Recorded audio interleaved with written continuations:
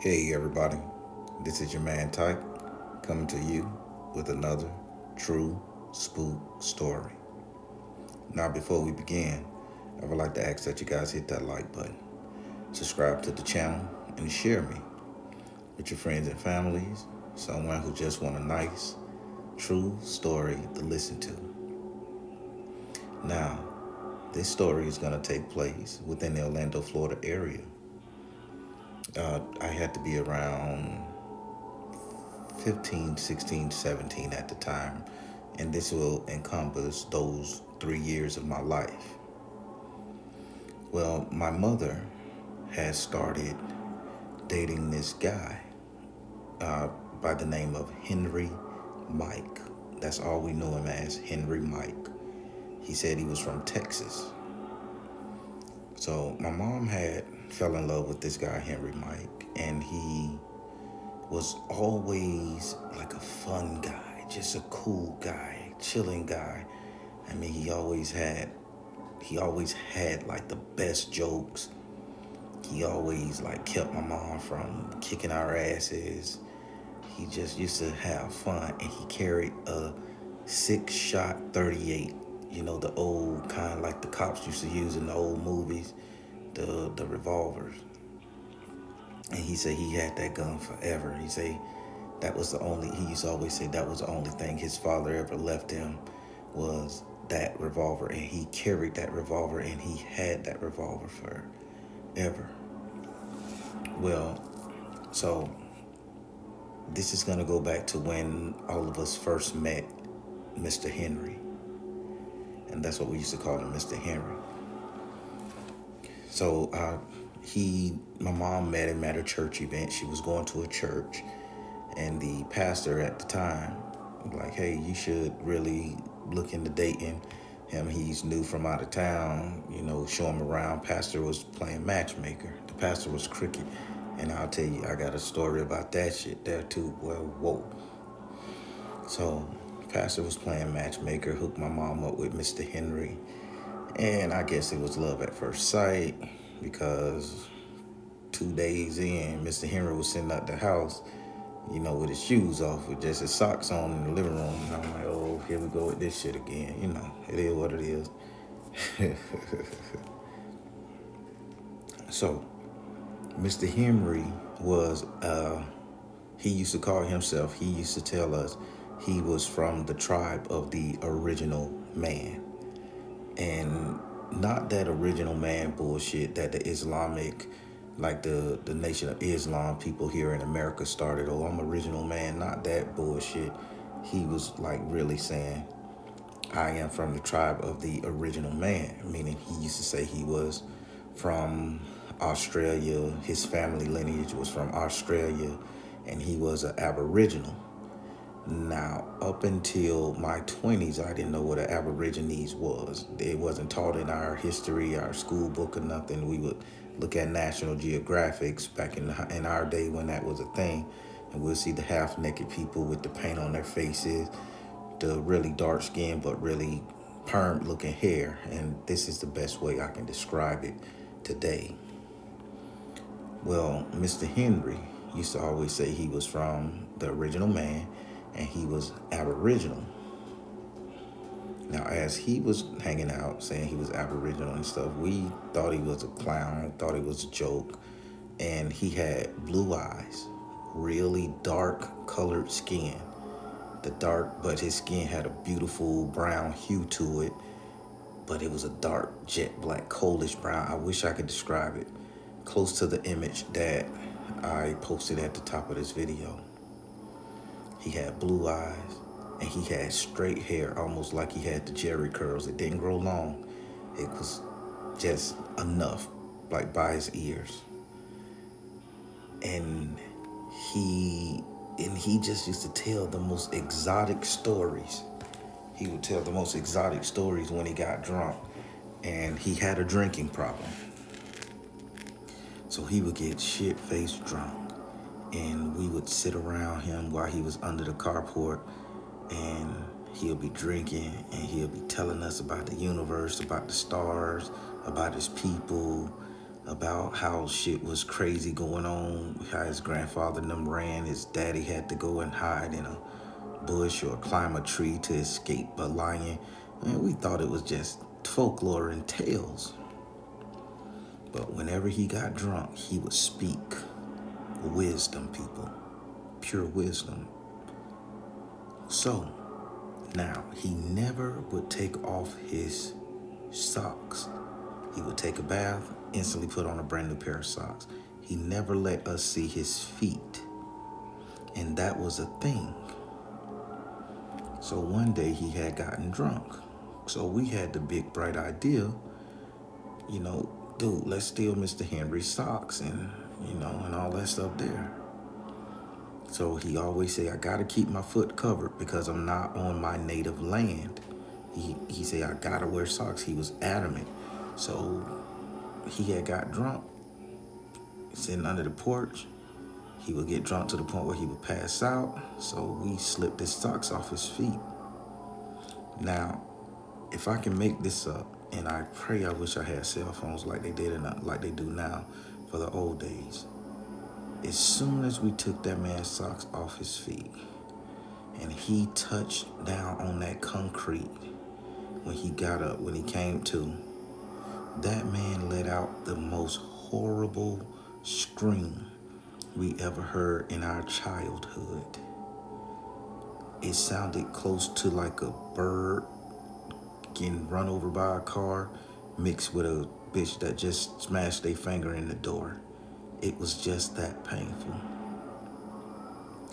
So we come running out the house because he would fall asleep under the carport drunk. We run out the house. I had my little stick in my hand. My sister had a bat and shit. We were finna whoop somebody ass, was fucking with Mr. Henry. Well, he was just shaking and he fell on the ground and he had his feet in the air. So we thinking this shit is hilarious. And he was like, my feet can't touch the ground. My feet can't touch the ground. He like, I need my socks. I need my shoes. They need my slippers. My feet can't touch the ground. And so he just like laying on his back. And we thought, okay, he having an episode from being drunk. So my mom, she runs in the house. She get his slippers. And she instantly put it on his feet. Now, we never saw his feet. And this is 1-2 years into him dating my mom. So when we looked down at his feet, because they was in the air, they was all kind of webbed up. Like the skin was so dry, almost like alligator skin.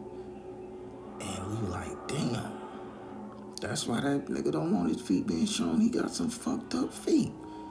And like, how the fuck my mama do this shit? Here, we like, damn, boy, boy, she must be a soldier to have this nigga fucking her with them feet scratching off the toes and shit and laying in the bed and cracking and bleeding. Now, we just had imagination, people. So we get up and he like, who took my socks? Who took the socks off my feet? And we ain't telling on each other. So we like, we didn't do it. We didn't do it. So he came and he said, it must have been some form of an Aborigines, like, animal that took the socks off his feet. He was like, oh my God, that thing done followed me here. It done found me. And he was adamant that something followed him from Australia, like his bloodline, his lineage. And he was adamant. So he was like, I can't stay here.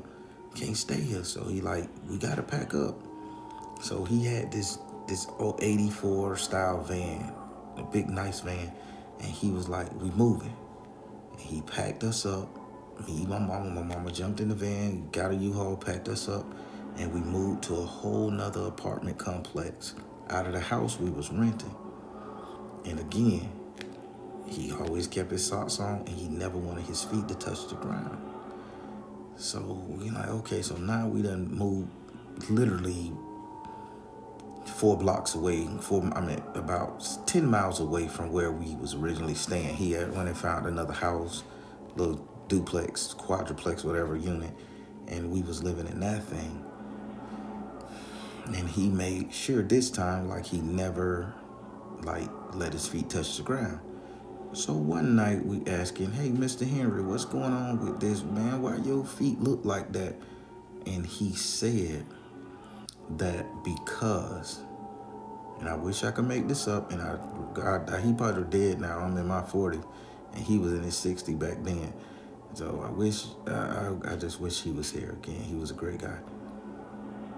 And he was like, well, his family was cursed to have bad feet because during a war or doing a spiritual thing, his family was medicine people, and the medicine people of the Aborigines people, when this apartheid style racism and war went rampant over there in the past, his family fled. They hopped a boat, did whatever, but they got out of Dodge, and they didn't do their spiritual job as protecting their Aborigines counterparts, friends, and families. So he said his great granddaddy used to tell him that he was cursed. So, but wherever his foot touched the ground, the monster that caused the calamity with the Aborigines people in the Australian, it would follow him, and his life would start falling apart. And the only way he can hide from that energy was to not allow his feet to touch the ground, so they could not find him. And he was adamant about that, and he said, that's why I never let my feet touch the ground. So we was like, well, your feet not gonna get better. They're still gonna be crusty and shit if you don't let them air out or put some lotion on them. So me and my mom, we had the idea to go over there to Family Dollar and buy him a bunch of flip-flops. And, we went and got him some flip-flops so his feet would never touch the ground, but they would be able to air out. And he wore flip-flops his whole life. Even in the wintertime, he would wear flip-flops. He was so free. And sometimes he would wear socks when they went to the grocery store or something. But, it got real crazy, people. I'm not done. It's more to this shit. Now, imagine a guy sitting up there telling you stories about some demonic presence from the Aborigines culture, and he's sitting up there, adamant about them fucking with his feet and calamity following him everywhere he went. So I jumped a little bit, but let me get back to it. So he moves us out of the house, and when he moves us out the house, he moves us a couple blocks away. Now, when he got to these apartments complex a couple miles away, everybody knew who he were. Everybody knew him. He walks in, and everybody like, Henry. And we were like, you know them? And he like, nah, but they all know me. He said, everybody know me. And he used to make this joke. He like, everybody know the original man. And he used to always joke about the original man being the original man. Everybody know the original man. And we just like, whatever. So fast forward a little bit, couple months into it, he would always say, hey, it's time for us to move. 6-7 months into it, he used to tell my mom, hey, it's time for us to move, pack up. I already got a place for us, so let's get out of here. And we used to always say, why are you moving so much? Why are we moving so much? And he always moved within the same city blocks: Orlando, Mercy Drive, Malibu, Lake Man Homes. He always kept it within those 10-mile radius of he moved. And then sometime we would just move back into the same old complex. My mom had it in love with this guy. She was stuck on this cat. So now that was just the backstory. Y'all know I like to paint the picture. Now let me get into the spooky part of it. Now, one day during the full moon, I had to be like 16. I know it was a full moon out. One day during a full moon, Mr. Henry, he comes outside, and he's not wearing any shoes. He's not wearing any socks. His feet is touching the bare ground. So he walks to the backyard, because we had moved back into the same original house to which he met my mom in. We had moved back into that original house. And he walks into the backyard, and he stands on the ground, and it's a full moon, it's raining, and he puts his hands up in the air, and he's like sprouting some kind of nonsense gibberish in a language I never heard before. And he's like doing movements like pulling down the moon and punching the air and spinning around in circles. And he kept on doing it. And he did this for like 30, 40 minutes. So I go in the house and say, hey, Mom, check this shit out. Look what Mr. Henry back there doing. I think he drunk too bad or something. And she was like, he told me he would be back there and he had to talk to his spirits and his ancestors and things. And I'm like, oh, okay. I didn't know anything about the ancestors at the time. So, and people, I can still see it to this day. Now, he had these gorgeous blue eyes for a man. Gorgeous blue eyes for a man. And he was, like I say, he was jet black, had a great skin color, but he was old. And when I went back there and I like, Mr. Henry, do you need your shoes? Do you need your slippers? He turned around and looked at me, and his eyes was all white. There was no blue. The moon was hitting his eyeballs like it was the sunlight hitting the, like it was the moon, like a light from a car hitting the reflectors on a bike or something. His eyes glued like crazy cat animal eyes and shit. And I jumped and I said, whoa. And he looked at me and he just turned back around and started looking at the sky and started praying and calling down whatever he was calling down in a language I never heard before. So I'm like, okay, this shit done got a little weird for me, pimping. And I like scuttled back in the house and I told my mom, I say, this man is possessed by a demon. He out there, so you know me. I pick up the phone and I'm trying to call Grandma. Grandma, Mr. Henry over here, he done got possessed by a demon. She said, I'm on my way. She said, I told Pat not to be fucking with no goddamn strange ass man and she still fucked with him. I said, Grandma, I'm scared. So Grandma hit that Buick and she come on over here. She come over to the house and she like, Pat, what the fuck going on back here? And so he was still back there when Grandma came. So when Grandma came and my mom was like, he just back there doing his native tradition, no thing, leave him alone. And Grandma like, you can't have that type of shit around these kids. You don't know what filthy fucking spirits he calling down. You don't know if he a serial killer, a murderer. You better get your shit together. Where this nigga at? And Grandma storms in the backyard. So she storms in the backyard. And while Mr. Henry was in a trance, she goes up to him without fear in the world. And she grabs him on the shoulder and she spins him around. She's like, bitch, you know what you doing around my grandbabies? You know what you doing to my daughter? Do you got a spell on her? And when Mr. Henry saw Grandma and looked Grandma in the face, he immediately snapped out of it and he fell to the ground as if he was in pain. And he started calling her like a bamboa, a bama-bua. I remember it's something like bam, like hitting, bam, bam, bam, because I remember thinking about the Flintstone, bam, bam, bam, bam. And I think it was like a bambola, a bamboo constrictor, bamboo, and he was terrified of my grandma. And he fell on the ground and he like, oh no, you found me. You finally come to get me. You're trying to kill me. And so Mr. Henry had that gun that his grandfather gave him. And so he pulls out the gun and he points it at Grandma. So now Grandma pulls out her 32 that she kept under her arm in her bra strap. And she pointed at him, he pointed at her, and I'm behind Grandma looking like, oh shit. So before I even knew what a Mexican standoff was, Grandma was standing this bitch off like it was nothing. She like, put that fucking gun down, pussy nigga. You ain't gonna use it. You don't know the rule. I pulled mine. I'm liable to blow your fucking head off. And he was like, you need to go. You need to get out of here. I'm gonna kill you. And he was shaking. So then she said, who the fuck is a Bama bitch? Because Grandma didn't know what he was talking about either. Who do you calling a Bama bitch? And she said, Tyke, run in the house. Run in the house and get your goddamn mama. Tell her come look at this clown. So I ran in there. Mama came out the back door because we were going through the front. She came out the back door because it was easier to get to Mr. Henry and Grandma. And my mama ran up there and she went and got in front of Grandma and Mr. Henry with the guns pointed at each other. But she was facing Mr. Henry. And she was like, baby, snap out of it. What's wrong?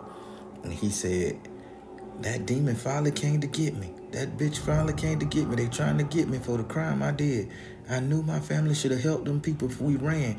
We ran from Australia. I don't know the difference, y'all, so forgive me. We ran from them. And they trying to get us. And I came back here to face them. And tonight I faced them, and I knew they would come. And it came over here. It came in the form of your mama. That's not your mama. That's the bambuka, the bambaluba, whatever the fuck you called it. And Grandma like, bitch, ain't no Bama hoe. Because Grandma didn't understand what he was saying. She from Georgia. She not from Alabama. So you know that rivalry go deep. Bitch, didn't I tell you ain't no Bama hoe? I ain't now one of them inbred bitches. And Grandma was like, move. I'm going to blow this bitch head off. And so my mom wouldn't move. So I'm like, Grandma, don't kill him. I said, he is some spiritual shit. She's like, I don't know what demon he bringing around you. So that lasted for at least 15, I'm going to say about 10 minutes. I'm exaggerating. That lasted about a good 10 minutes. Standoffish, Mexican standoff type shit. I got to stop and laugh because Grandma and this man finna thump each other, baby. So after the situation calmed down, Mr. Henry fell to his knees and dropped the gun. So I ran over there and grabbed the gun from him. And I ran there, I grabbed the gun and I ran in the house and I threw it on my mama's bed and put a pillow on top of it. And Grandma was like, now what the fuck is your problem? And he was crying like, if you gonna kill me, kill me. And he had his heads up and the rain hitting his ass and the rain hit my grandma bald, like low haircut. She had a little mini afro. Grandma was the realest. And bitch, ain't nobody coming to kill you. And he was like, just take me out. And he started singing this song. And I don't know the song. I don't know the lyrics. I never bothered to look them up until now. I'm going to look them up. And he started singing this song, word for word. I heard somebody crying in the street. I seen somebody moving in the street. I felt somebody looking at me. I know what they want, but I'm not who they seek. And he used to always sing that song when he got drunk. Oh man, lightning just splashed over here. I'm fucking freaking y'all. Sorry. So he used to always sing that song. And he, with the rain, and it's raining right now with lightning and thunder. This is crazy. So he was just waiting on my grandma to be the monster, the Bama thingy that he was talking about, to kill him or to hurt him, and because he was feeling guilty of him running away during apartheid when they was torturing the Aborigines people over there. He fled instead of fought. And yeah, so it kept on going like that, and my grandma like, you drunk. So my grandma helped him off his knees and all that shit and sat him in the chair, and he just was crying and all of that stuff there. And my grandma was like, this man need a blessing. He need a cleaning. Like, Pat, you done brought some demons up in this house around these kids. This nigga working with some old ancient magic shit that I can't even fuck with. And she was like, you need to, like, say, and I can't make this up. She like, you know you been fucking him, and he been dumping them old ancestor demons up in your ass from his culture. You need to go ahead and get yourself cleansed. I'm going to make a cleansing bath for your ass, and you need to stop fucking him without protection if you is fucking him with protection. And she was like, this man come with some demon, and look at him, his stupid ass still ain't right. And she slapped him in the back of the head while he was sitting there. And he was just singing that song to my, I deserve it. Y'all kill me. I deserve it. I deserve it. And she like, he's stupid as fuck. Keep that liquor out of him. So she walked away and she put all the kids in the car. She said, I'm going to leave you here with this stupid motherfucker. And she put all us in the car. And she said, this drunk bitch, that bitch got a drunken soul. So we got in the car. We didn't come back till like 10 o'clock the next day because it was a Friday night and it was Saturday. So we didn't come back home till 10 o'clock the next day. And when we came home, Mr. Henry, he was woke on the porch. He wasn't drunk.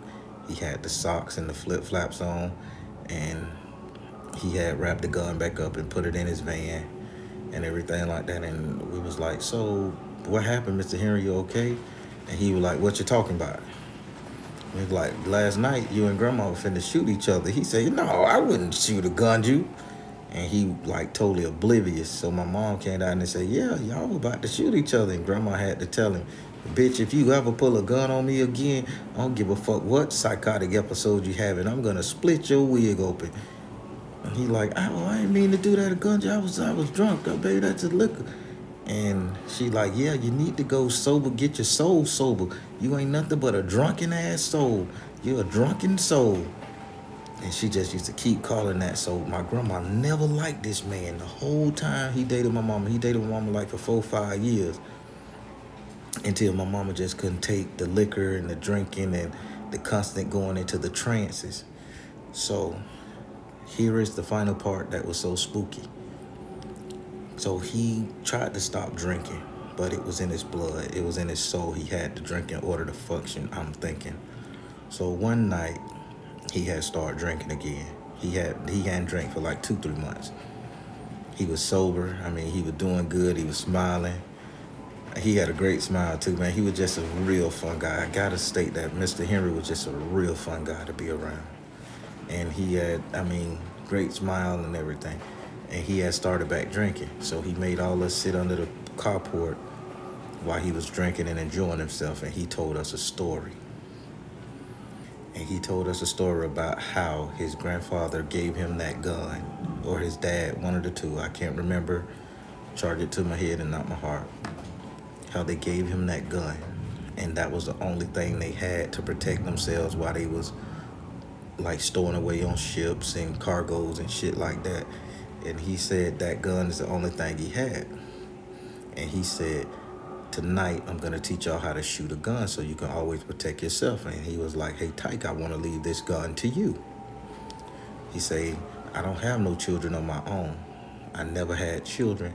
I don't have offsprings. He said, it's gonna stop with me in my line, but my sister and them over there, they done had babies and they got families. So he said, but I ain't never had no children. I'm getting old and I wanna leave it to you.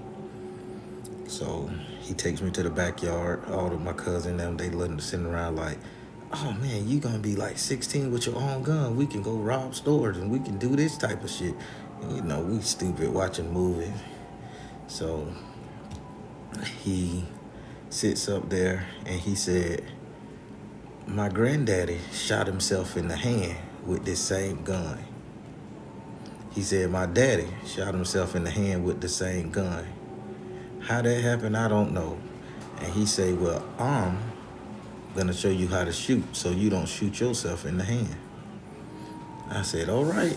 And he drunk, so I called my brother. Hey,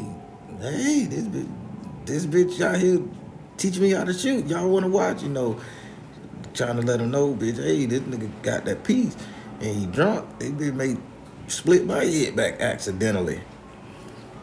So everybody came out there, so my brother and them were like, go ahead and shoot it, Henry. Mr. Henry, shoot it. Shoot it. You can't shoot. So they had set up cans. This shit was gonna be a spectacular. Now, instead of this man raising a gun and just pointing and shooting with his right hand, tell me why the fuck he's gonna sit up here and prop his hand up like they do in the cop shows from the 60s and rest his wrist on his hand, on his arm, and try to shoot the gun, making a stabilizer. And I'm like, this nutcase.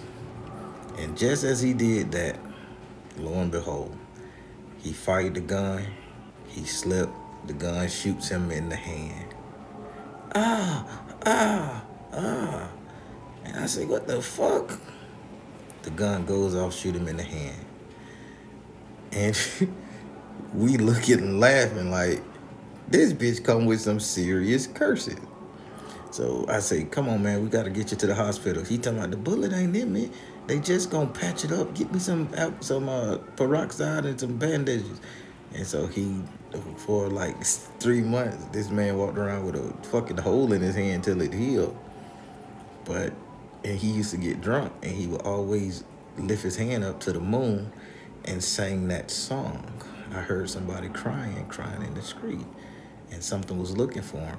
And I think that was the Bama Laka Taka thing that he kept mentioning, that it came and it got revenge off of him for that, for abandoning his people over there in Australia, the Aborigines people. And years passed, and I didn't see Mr. Henry no more because I grew up. I'm like 17, 18 now, and I left the house, and I didn't know what Mom was doing. But I left the house. Mr. Henry moved. They say he moved back to Texas, and my mom, she, got heavy into the church after that. And I never heard of Mr. Henry again. And I tried to look him up, and I just don't know pictures, or did he get arrested or something, death certificates, I don't know. I was just trying to find out something about him. And I don't even know if Henry Mike was his real name. He probably just came up with some name, because I never heard of an Aborigines person being named Henry, let alone Mike for a last name. And that's it, True Swoop people. Mr. Henry stayed drunk 97% of the time because this thing was chasing him from his past. And like all his fathers and fathers before him, he was end up getting shot in the hand with the same identical gun. Grandma was finna blow his goddamn head off, and he was speaking in trance. His eyes would glow every now and then when he got drunk, and he was speaking a slur, lean back into the point where he's falling out of the chair, so drunk he just could not stay drunk. So my grandma used to call him a drunken ass soul. So I don't know if that story was spooky. I don't know if it was scary. I know the bitch was entertaining because I'm smiling because it entertained the fuck out of me. So there you have it, people. That was another day in the life of Tyke. It's funny, I'm still laughing at Mr. Henry. He was just a great guy and a beautiful man. I mean, you don't get to see black people with that nice skin and the blue eyes and the curly hair, and he just was a real stand-up guy. But he loved to drink, and he stayed drunk, and he always used to regret not helping or staying and fighting with his people and the Aborigines nation or whatever. And that was that. The picture that you see in this thing is the closest I can get to him. He looked very much like this and just turned the guy's eyes blue, and that would be Mr. Henry. All right, everybody, I'm Tyke, telling you guys, the tongue speaks what the tongue needs to say, but a drunken tongue will always speak what it needs to. Take care, everybody. God bless.